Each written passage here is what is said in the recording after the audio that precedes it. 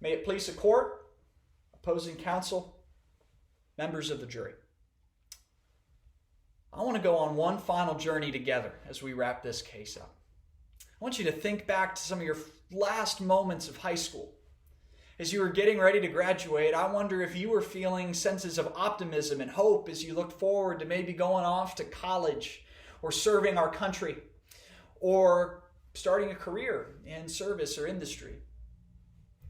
Or maybe you were like so many Americans who find themselves leaving high school a lot less certain, a lot less hopeful, uncertain about if you're able to pay for college, let alone if you're able to pay for your top choice college. But that wasn't the case for the Tams, was it? That didn't apply to them. We can remember one of the first pieces of evidence we offer you was the email between Mel Tam and Spencer Matthews, where Mel says, cost, no issue. Their daughter Jewel could have gone to a host of universities and colleges across the country who wanted nothing more than their money. They could have paid upfront tuition, housing, got the best meal plan the campus could offer. But nope. No, that's not good enough for the Tams.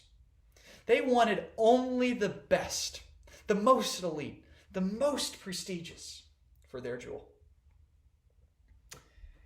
And when Mel started to realize,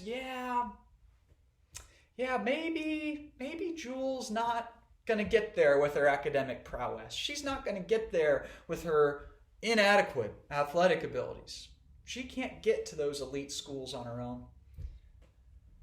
Mel made a choice, and she made the choice to do what she knows best, to buy her way in. Except this time, that choice was illegal, and it constitutes as honest services wire fraud, and that's why we have been here through this trial, and that's why we're here today. And it's been my job as the prosecutor to prove to you, the jury, that beyond any doubt, Mel Tam committed this crime. And I believe that we've done that.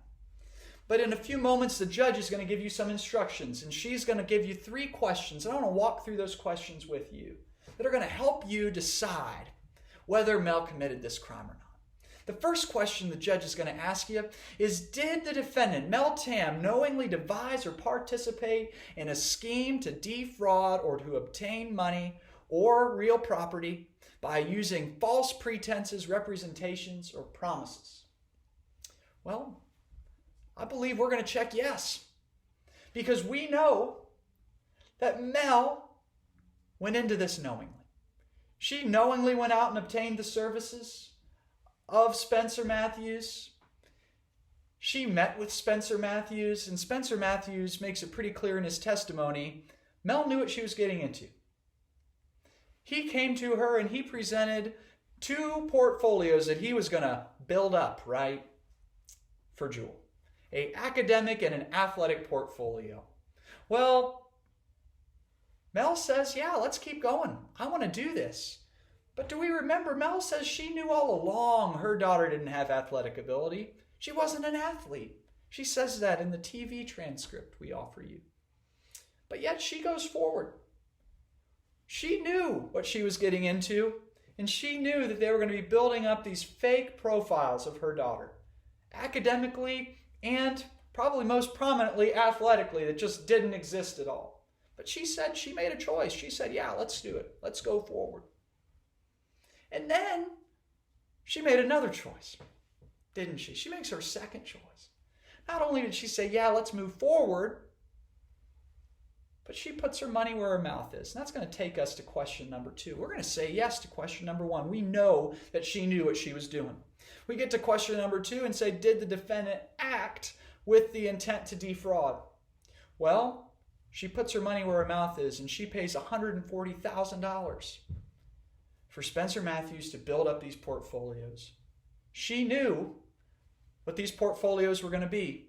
She paid $140,000 for them to be built up. Now, why else would you be building up an athletic portfolio and paying all that money for one that just doesn't exist?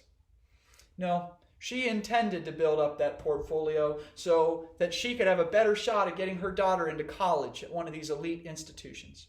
No, Mel knew, and she intended. She intended to use these false documents to get her daughter into school. And we showed you that. We showed you the coach's letter, the resume, and the transcripts from the TV interviews where she says she knows her daughter's not an athlete. Yet, they get the documents, they get the letters of recommendation, they get this resume with golf front and center, and what do? They make the third choice, don't they?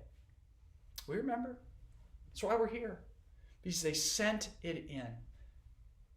Mel could have called it off again. This is her third time she could have called it off. We probably wouldn't be here, right? If she didn't send in that application. Give it to her daughter, the falsified documents, the false representations, and they send it, and she makes her third choice. We check off box number 2. We look at box number 3 and we say, yeah, she made these choices. She knew what she was doing. She intended to do it. And was it sent over wire communications? Yes, again, the initial contract between Mel and Spencer Matthews, email communication over wires. Mel made a choice. Mel made lots of choices.